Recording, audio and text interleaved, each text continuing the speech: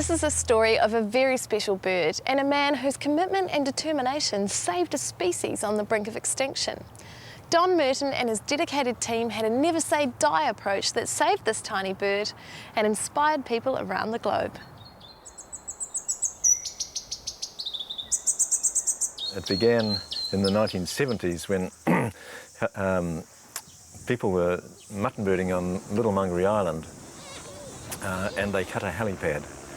Now, the black robin at this stage had gone from the main island and from Pitt Island, all the other islands in the Chatham Islands, in fact, and it was only on Little Mungary Island, which is just like the deck of an aircraft carrier moored in the middle of the roaring 40s. It's a tiny rock stack rising 600 feet out of the ocean, and that's where the robins lived for the best part of 100 years.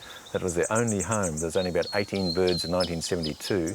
By 1975, there was only 7 birds left, including just 2 females.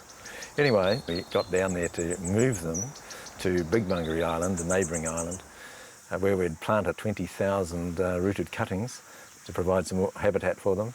Very difficult task because we had to scale this huge cliff and in a tiny boat take the birds across between the 2 islands in very rough water. They all survived. They did breed, but they didn't recover on the new island. And by 1979, that actually dwindled down to 5, including still just 2 females.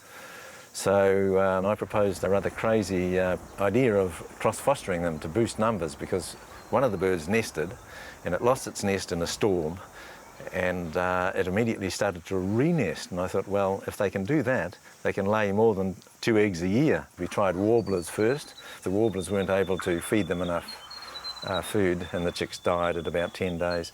So we tried the tomtits, and that worked, and numbers started to come up and up and up. And we found that some of the robins raised by tomtits were actually imprinted on tomtits, and they either wouldn't breed at all, or they wanted to mate with a tomtit, you see, which is not on.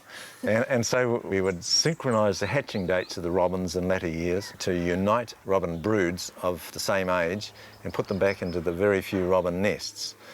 We'd had to stretch the nests, make them bigger, to accommodate far more young ones, 4 or 5 chicks. Their normal brood is just 2, and so the nest could actually accommodate them.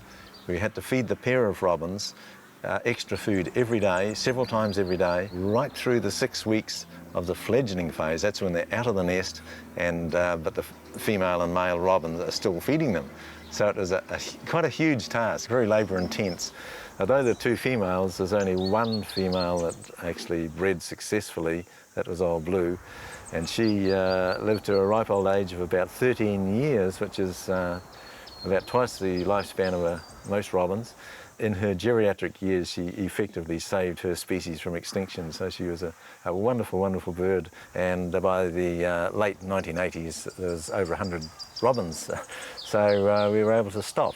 And our best reckoning of the number now is probably about 140 birds in total. The incredible story of the black robin rescue is an outstanding example of what you can achieve in conservation when you put your mind to it.